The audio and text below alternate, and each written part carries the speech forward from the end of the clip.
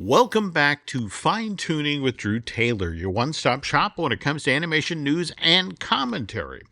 I'm entertainment writer Jim Hill, and Mr. Taylor, whose writings on the industry you can regularly read over on The Wrap, and whose musings on the Mission Impossible movies you can listen to on Light the Fuse, the official Mission Impossible podcast. He and I are recording this week's episode on Sunday, November 3rd, which, as Drew pointed out as we were pre-gaming this week's show, is Godzilla Day. That's right. What? 70th anniversary of the 1954 original. Yep. And obviously Godzilla has been very active in the last few years, both on the Japanese side of things with Godzilla Minus One, as well as on the American side with Monarch and Godzilla X Kong, the New Empire. So, you know, for a 70-year-old, he is just firing on all cylinders, Jim, you know? Well, that said, Drew, on the second half of today's show, we're going to talk about something that didn't necessarily fire on all cylinders. And this was, the first animated series that starred Godzilla, debuted as part of NBC's Saturday morning lineup back in September of 78, and has kind of an interesting history. But again, before we can get to that feature story, we, of course, have to discuss this week's news. And the news portion of the podcast is sponsored by Touring Plans. So just take a moment here to acknowledge our sponsor. If you're headed down to Central Florida anytime soon to sample some of the theme parks can be found around the city beautiful, well, Touring Plans can help you save time. More importantly, it can help you save money as you wander around Walt Disney World or the Universal Orlando Resort. So please check them out at touringplans.com. And one other thing before we dive straight into the news here. We've talked on earlier editions of Fine Tooning about that stop motion short that celebrates the 10th anniversary of Over the Garden Wall. That's being done by the folks at Aardman. That dropped just today, right? Yeah. Over on Cartoon. Did you watch it yet? I watched it just this morning, and I mean, I expected that it was going to be charming, and I honestly wasn't ready for what they did there. I mean, how many of the worlds from that 10-episode show they revisited, and the beautiful job they did with the art direction, or the number of characters from the show that came back, like the woodcutter and that sort of thing. I mean, and they did all this, in 3 minutes? Yeah, it was very moving. Yeah. My wife at the end of it was like, that was it? I thought it was going to be like a 15-minute short or something. And I was like, nope, that was it. And yeah. But it's a perfect little movie for a gray November day. I mean, it was like, that gave you all the feels. And speaking of things that gave you all the feels, let's now talk about Wild Robot. After slipping down to the number 3 spot in North American box office last weekend, DreamWorks' Wild Robot back to number 2 this past weekend. Sold 7.5 million worth of tickets in North America, bringing its domestic box office take up to 121 million, which combined with the 147 this animated feature has made overseas to date.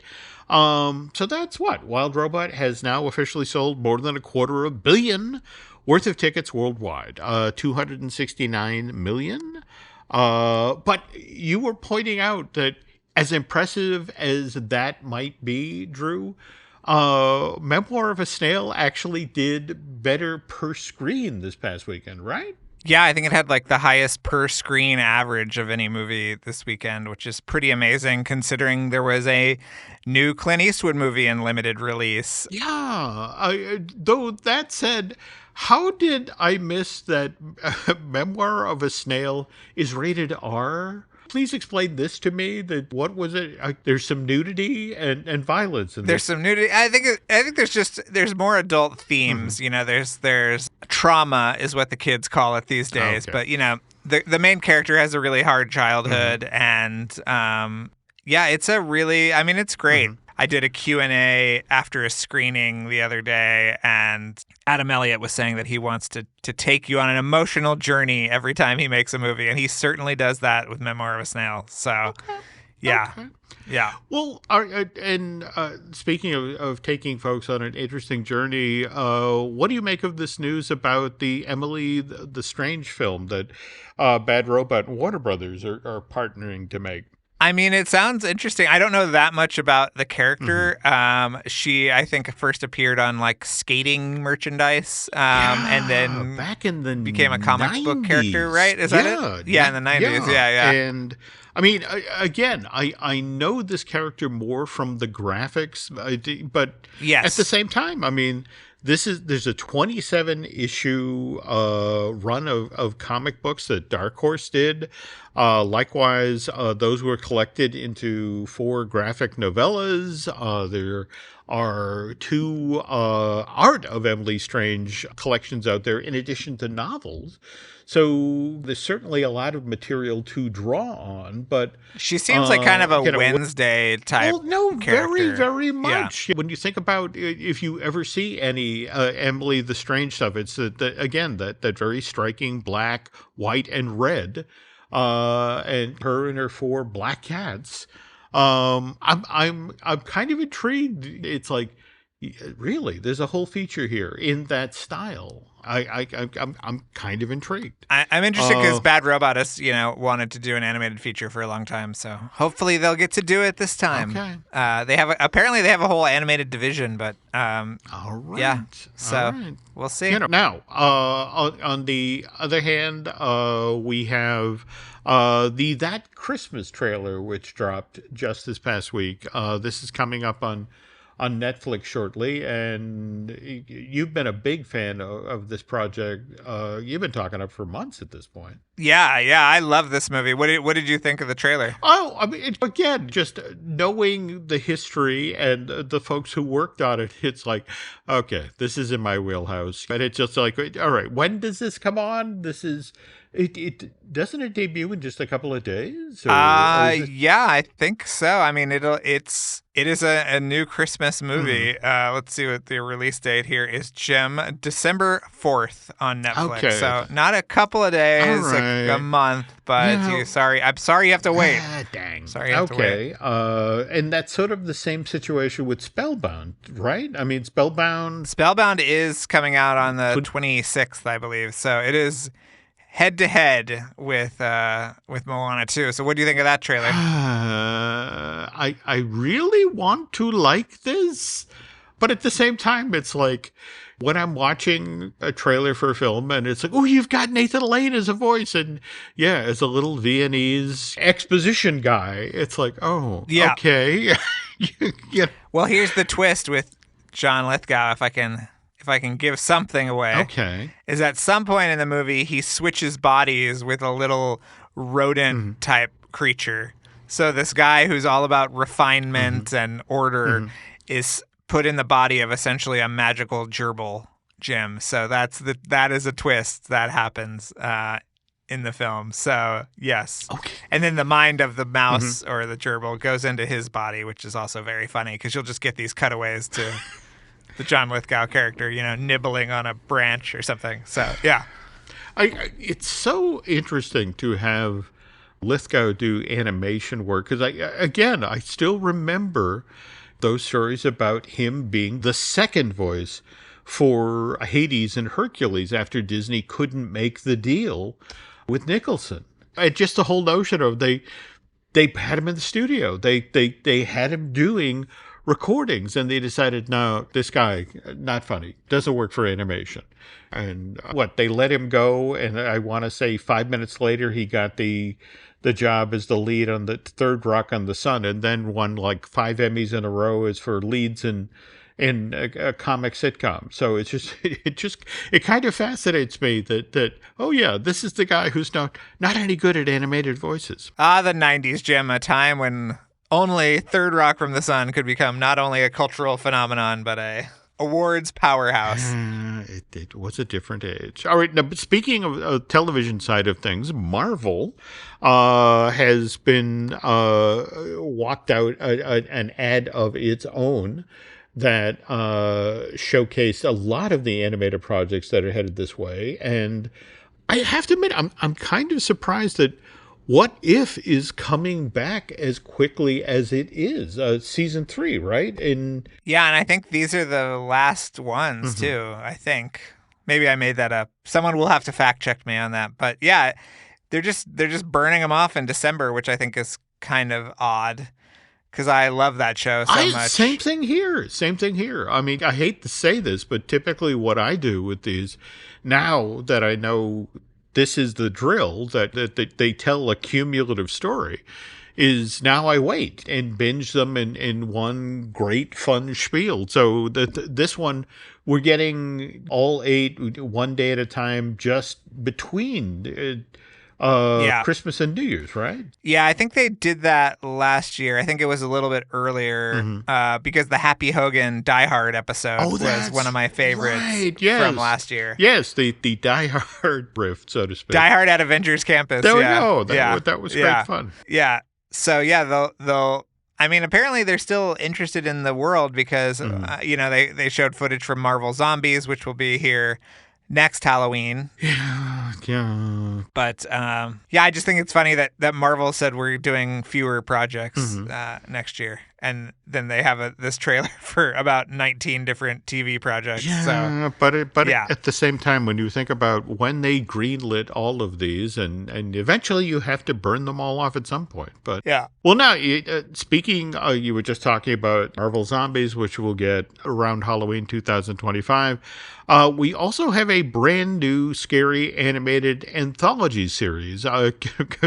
Don't Walk Home Alone After Dark. Kind of specific title. Great title. A great title. A great title. So what do you know of this coming from Mercury? Well, you know me, I'm a Mercury fanboy. So, anything from Mercury, and then they're partnering with a French studio to do it. So I think it sounds like it's not going to be like R-rated, but it sounds like it's going to have a little bit of an edge to it, and I'm sure it'll be amazing. I mean, I love Mercury so much. I would watch if they had a 17-hour animated documentary about the Irish potato famine. I would probably put it at the top of my to-watch list. So wow, yeah. And I'm betting that would mostly be in wood print style animation. Yes. There we go. Okay. Well, burying the needle in exact opposite direction. And I have to admit, when you suggested this as a story topic for us to discuss, the Simpsons Fun Day football thing, I immediately thought about when they did this first. The ESPN, the Toy Story Fun Day football thing back in October of last year. And did you get to watch any of that in real time? I didn't get to watch any of it in real time. I watched a little bit of the SpongeBob Super Bowl thing this year on Nickelodeon. Do you remember that? I do. And because I think that Nickelodeon had actually done this earlier than Disney. But yeah, the Toy Story one was the first one Disney had done in terms of this real-time animated style. But yeah, what Jim is referring to is that there's going to be an NFL game, I think when December? December 9th, yes. December 9th. So yeah, we'll have seen that Christmas, and then we'll watch the Simpsons-ized NFL game. But I'm very curious how they're going to pull it off and what the art style is going to look like and all of that. Well, if the Toy Story thing is any indication of what they're going to do here, and for example, the conceit here is, I want to say, Bart, it's father and son sort of going head to head here. So Bart is siding with the Bengals, whereas Homer, he's on board with the Cowboys, but it's the entire game sort of done to the Simpsons aesthetic, and that at the same time, Marge and Lisa are going to be on the sidelines interviewing players, and Maggie supposedly will periodically see her riding the Skycam, and I just based on what they did for Toy Story, it's this weird mix of pre-taped animated in advance bits, and then animated cycles where anybody who's played a game where I really should do something with that character, then the sort of shifting their weight or standing in place of that sort of thing. It's a lot of that. Okay. And you're kind of also, to be honest, you're boxed in by what happens in the real game. And I want to say that was what was interesting about the Toy Story Fun Day thing back in October of 2023, is that I want to say it was kind of a blowout. And so the game became not all that interesting, even from the conceit of, well, okay, here are all these toys playing a real football game. Well, as a lifelong Simpsons fan, I love that this is a weird callback to the episode "You Only Live Twice," which had Homer and the family moving to a different town that is being run by a James Bond style villain. God. Yes. You'll recall this, right, Jim? I do. Albert Brooks. Albert Brooks was the voice. Yeah, Hank Scorpio. Yes, yeah. Hank Scorpio. But do you remember in that episode that Homer admits that his dream is to own the Dallas Cowboys? Yes. So it feels like we have come full circle, Jim. We have. And in fact, that honestly is one of my favorite episodes, because isn't Homer basically doing his exit interview while Hank Scorpio's supervillain lair is being overrun by James Bond? And yes, and it's a wonderful vocal performance by Albert Brooks. But at the same time, to sort of circle back to another thing that they have done many times over the now 36 seasons of The Simpsons, they wind up going to some far-off country. And in fact, that's the other sort of hidden agenda of this Fun Day football event, is that this is not just being broadcast stateside. This is being broadcast in 145 markets worldwide. Latin America, including Mexico and Brazil, the Caribbean, Australia, New Zealand, all with the idea of trying to get more folks interested in football from the States. So that was the conceit of doing it with the Toy Story characters, and that was the conceit now of doing it with the Simpsons characters. And I have to say that to sort of bring this full circle here, there are two episodes of The Simpsons when they travel overseas that I especially love. There's the one where Bart has to go to Australia to effectively for capital punishment. And then, have you ever seen the one from season 10 where 30 Minutes Over Tokyo, where they go to Japan? Yes. It has one of my favorite end gags in The Simpsons, where they finally finish their adventure in Japan, and the family is on their jet, and suddenly they're encountering turbulence. And Homer's, well, what's going on? And the pilot comes on the intercom and says, folks, we're experiencing some moderate Godzilla-related interference at this time. So I'm going to go ahead and ask you to put your seatbelts on. And when we get up to 35,000 feet, he usually lets go. And from then on, all we have to worry about is Mothra. By the way, Drew, if it's been a while since you've watched that show, the end graphic, and this is the last episode of season 10, is an Ultraman-like figure. I mean, and with like an Ultraman theme song playing underneath it, which again, I want to remind you folks, Drew's Art and Making of Ultraman Rising book is now coming out on January 14th of next year, 2025, from Titan Books. And wasn't it last night when the 30th anniversary of Treehouse of Horror ran, where they had a riff on, well, it was more Pacific Rim than Godzilla, but they had two kaiju fighting in Springfield, I want to say, only because we have an election happening in 5 minutes, that they were battling over politics. Oh my gosh. Well, I love it. Yep. All right. And but again, the kaiju, Godzilla, when we get back from this break, we're going to talk about the animated Godzilla, the Saturday morning version that was on NBC in 78. But first, this. Okay, so as Drew mentioned at the top of the show, today, we're recording this on Sunday, November 3rd, 2024.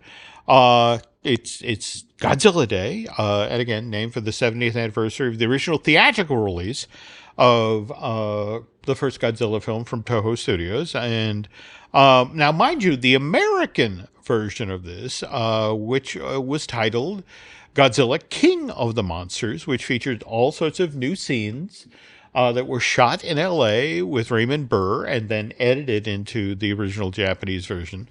That wouldn't show up stateside till some 18 months later, April of 1956. But since that time, as Drew just mentioned, no stopping Godzilla.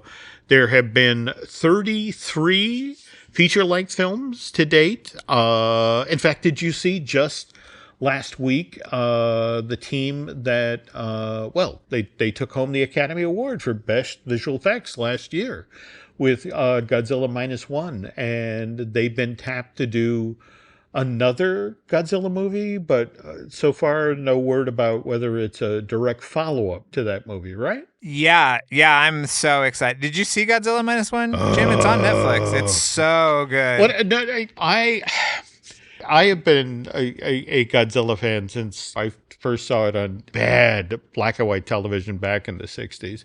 And I've been a fan since the bad rubber suits and the buildings made out of balsa wood. But that one, they hit the sweet spot because some of the modern, especially the stateside Godzillas, I just haven't warmed to, but this one had sort of the classic feel, but at the same time, those scenes where they're out on the water and Godzilla is coming up fast, and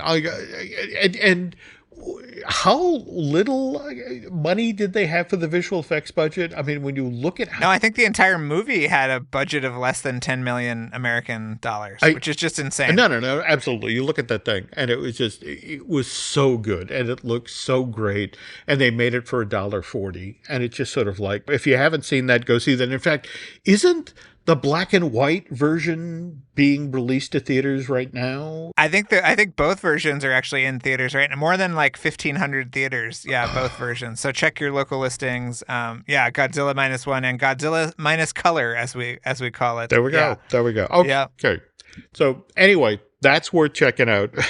I don't know if I can say the same thing about the Godzilla Power Hour. This is a Saturday morning cartoon that Hanna-Barbera churned out in the late 1970s, which debuted as part of NBC's Saturday morning lineup back on September 9th, 1978, on a double bill with that never-to-be-forgotten show, Janna of the Jungle. So how did Godzilla wind up on Saturday morning in the States in the 70s?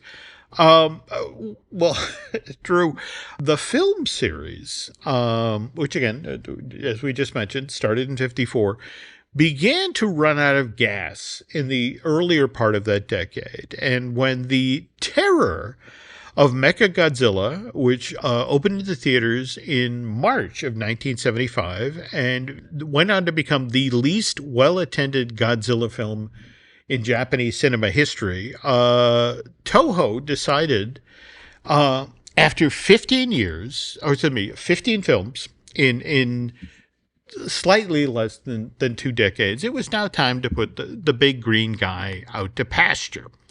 That said, though, it would be slightly less than a decade before Godzilla would return to the big screen in the appropriately titled Return of Godzilla. Have you ever seen this one? Yeah, well, I was going to bring it up because it came out here the following year as Godzilla 1985, and they actually shot new scenes with old man Raymond Burr. They did! Like reprising his role, yeah. And as a Disney fan, the other thing that's fascinating about this particular Godzilla film is they made a very big deal about, this is shot in 84, or released stateside in 85, but the notion was that we're now going head-to-head with Hollywood blockbusters, so we need to step up our game effects-wise. So this is the first version to have an animatronic Godzilla in it that they used for certain shots. Do you remember that at all? I do. I mean, it's kind of hard to watch here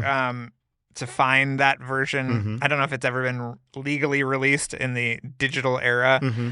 but yeah, I like the way Godzilla looks. I mean, that one was kind of an attempt to make him scary again, which I appreciated. Yes, that's it exactly. Yeah. But who made the animatronic? Are you going to tell me the Disney connection to the animatronics? No. Oh, okay. What was interesting is that when they cut to the animatronic Godzilla, you can tell because he's kind of slow moving. Yes, but he's a little stiff. He's a little stiff. Yeah. But again, it's the whole notion of it. It's kind of we're kind of back to the Dino De Laurentiis version of King Kong, and it's like, God damn it, I spent all that money on the animatronic Godzilla. He's going to show up, or Kong, and he's going to show up in this movie somewhere, and you're going to know because it's like, wow, Godzilla seems to have pulled a groin muscle. He's moving kind of slow. All right. Anyway, okay. So tell you what, there were two Saturday morning cartoon versions of Godzilla. Again, the Godzilla Power Hour, which we would talk about on NBC, debuted September 78. And then there was Godzilla the series, which premiered on Fox Kids some 20 years later on September 12th, 1998. And we'll talk about that one a little later. But as the story goes to, Toho had been trying to get an animated Godzilla show on stateside television since the late 1960s. In fact, that there evidently had been some protracted conversations with the folks at Filmation, and that's the animation studio that did the original Archie TV show, not to mention the He-Man and the Masters of the Universe animated series that aired in syndication. But evidently, the two companies just could not come to financial terms. And now, Joe Barbera, who handled the sales and business side of Hanna-Barbera, again, he had been aware of these conversations between Toho and Filmation, but now it's 1975, and Terror of Mechagodzilla has underperformed in Japan, and Joe, with that information and knowing that Toho's announced that we're retiring Godzilla, it's like, this is the moment. This is when we step into the space and make an offer. And so Barbera reaches out to Toho, which with a rock bottom price, Drew. And from what I understand, he offered Toho a fifth of what Filmation had been asking just a few years earlier. But again, the whole notion is, well, we just retired that character. And it's like, all right, well, okay. Yeah, I mean, rather than, let's make some money off of Godzilla. And so they agreed. They agreed to that financial offer, and we're off to the races. Or so Barbera thinks. So he goes to NBC and says, "Hey, we got the rights. We got the rights to do a Saturday morning show based on the Godzilla movie series." And the folks who run that side of the children's programming at NBC are like, "We would love to do a show based on that film series, part of our Saturday morning lineup, if." And Drew, that if, well, again, we're talking about the 1970s now, where there have been a lot of discussions about what's going on in children's television and the rise of concerned parents groups. And we've also seen educational television start to rise up. So we're getting shows like Sesame Street, The Electric Company, and Zoom, which is now making folks at the big three, CBS, NBC, ABC, who handle children's programming, a kind of leery because there have actually been discussions about prohibiting advertising that targets kids under 6 on Saturday morning. And it's like, oof, we need to do something here to make sure that this doesn't get started. So switching back now to, again, what Hanna-Barbera is proposing, the Godzilla Power Hour. Standards and practices. It has a meeting with the development team at Hanna-Barbera and says, okay, while we certainly do want a Godzilla, an animated series for our Saturday morning that features Godzilla, we're not comfortable with his atomic breath. It causes a lot of damage. And speaking of which, we would really like it on this TV show if Godzilla wouldn't step on any cars or knock over any buildings. So it's like, why did I pay all this money for the rights for a character who's not allowed to do what he's famous for doing? And then the note that they got from NBC, like, look, this has to be Saturday morning. It has to appeal to kids. So Godzilla needs a youthful sidekick. Now, here's the thing, Drew. It could not be Minya, the son of Godzilla, which Toho, by the way, had introduced to audiences back in December of 1967 in the appropriately titled Son of Godzilla, because that would mean that NBC and Hanna-Barbera would then have to pay Toho extra for the rights to use that character. So they were under orders to come up with a brand new, different, youthful character that Godzilla could then hang out with, that would appeal to kids, that would decidedly not be the son of Godzilla, which brings us to Godzuki. You remember the theme song, right? You know, hey, Godzuki. Who, by the way, who is supposed to be Godzilla's cowardly nephew. But not only that, again, to further enhance the kid appeal, Godzuki is the best friend of Peter Darien, who is himself the nephew of Dr. Quinn Darien, who is the female scientist aboard the Calico, which is this research vessel that travels the world and keeps running into giant monsters, who by the way, are also not copywritten Toho characters like Mothra or Rodan or King Ghidorah, but wholly new characters that Godzilla can then fight, but in a largely non-violent way. And as you know, on this show, folks, we like to bring in the Disney tie. And had you heard about Disney's concerns about Godzuki, Drew, ever? No. What could Disney possibly have been concerned about Godzuki? Well, okay. It has been noted that Godzuki and Elliot of Disney's Pete's Dragon have an awful lot in common. For starters, they both have a human friend, specifically a young boy named Pete. Both monsters are roughly the same size and speak in a comical gibberish style, and they both can fly, sort of. And further muddying the water here, Disney's Pete's Dragon arrived in theaters in December of 1977. While the Godzilla Power Hour debuted on NBC in September of 1978. So the folks at Hanna-Barbera had plenty of time to eyeball Elliot the Dragon and decide that Godzilla, at least the Saturday morning version of this Toho star, needed a cowardly nephew that looked an awful lot like the title character in Disney's Pete's Dragon. And so this is the story I heard, Drew. Folks at Disney complained to executives at NBC about how much Godzuki looks like Elliot the Dragon. Now, Fred Silverman, the wonderkind, the guy who turned around ABC and had previously worked at CBS and then came with lots of publicity because he was going to fix NBC as well. He had just become the president and CEO of NBC in June of 1978.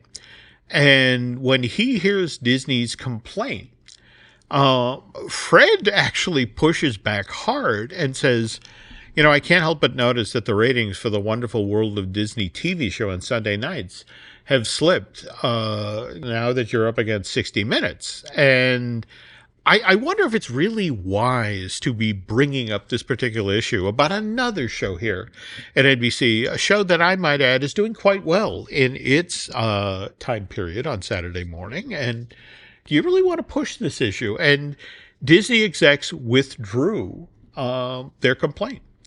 And by the way, only 2 seasons of the Godzilla Power Hour were ever produced. 13 episodes in both seasons, total of 26 shows. And the last of the new shows originally aired in December of 1979. But after that, of course, Hanna-Barbera's version of Godzilla lives on in reruns and syndication. What weird little side note here: Ted Cassidy, the 6 foot tall, 9 inch character actor who played Lurch on the original Addams Family TV series, he was the voice of Godzilla for the Saturday morning show, and Hanna-Barbera recruited him to do all sorts of growls and roars. On the other hand, Godzilla, the series, which, as we mentioned earlier on the show, debuted on Fox Kids in September of 1998. The voice of Godzilla that time around, that was Frank Welker, who anybody who knows Transformers knows his work. But for Disney folks, this is the same guy who did Abu the Monkey, Raja the Tiger, and the voice of the Cave of Wonders in the original theatrical version of Aladdin. But it's Frank Welker who does the big green guy in that animated series. And if we get the chance next week, Drew, because that's the one that's based on the Sony Godzilla movie from '97 that is kind of universally reviled these days, right? Yes, correct. But that has an interesting story in and of itself, because it sort of further strengthened the Disney tie. The same gentleman who wrote Disney's Aladdin also wrote the original script for that Godzilla movie. What is it? Terry Russo and Ted Elliott, I want to say. Yes. Yeah, and although that version is very far away from it is. Yeah. And again, another thing we can talk about on next week's show about what might have been. In fact, what's kind of interesting is there's been an ongoing project online. Somebody's actually taken Ted and Terry's version of their screenplay and has been turning it page by page into a graphic novel. And it's just sort of like the notion of, wow, I would have actually gone to see that Godzilla movie. But all right. Yes. But anyway, we'll talk about that animated version of Godzilla, as well as a few home premieres that have popped up over the past 10 years. And while it is not quite 10 years old, and do I have this right, Drew, that the Light the Fuse podcast started back in 2018? You and Charles? It did. Okay. We don't have as many episodes as you and I do, Jim, but we're 306. We're plugging away. 306. That's still impressive.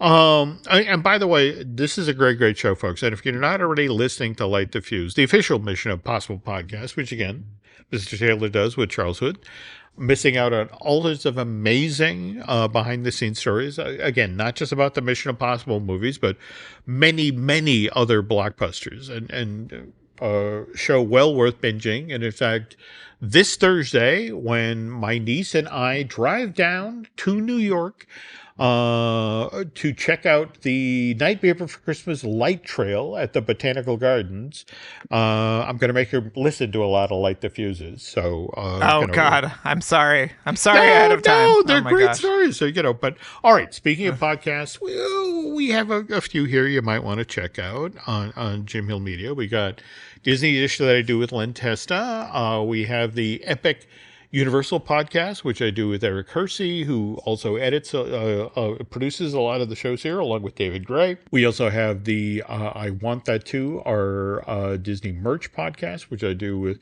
Eric's bride, Lauren. And in fact, later today, actually more likely tomorrow, I'll be recording a solo edition of Looking at Lucasfilm, because Brian Gaughan and his bride are off celebrating, I want to say, their 25th anniversary. So congratulations. So congratulations, guys. Yeah, I'll hold down the fort while they're away. Let's see, what else?